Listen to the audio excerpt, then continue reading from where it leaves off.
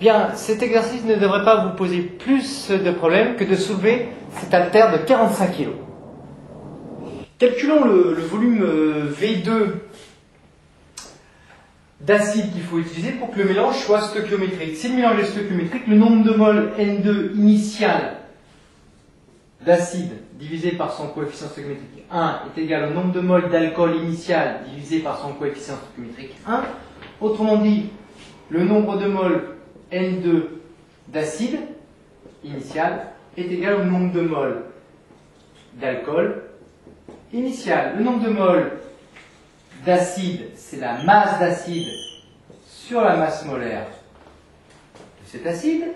C'est égal à la masse d'alcool divisé par la masse molaire de l'alcool.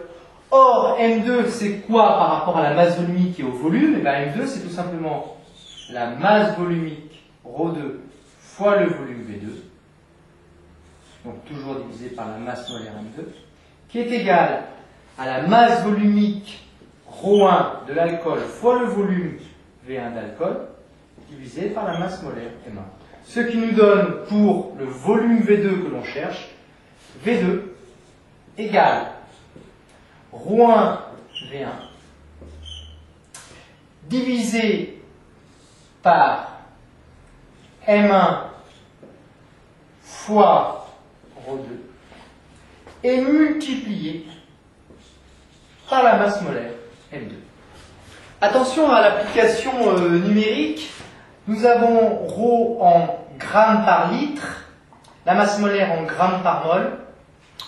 Donc nous aurons le volume V1 en litres, ce qui nous donne 2,31 fois 10-2 litres.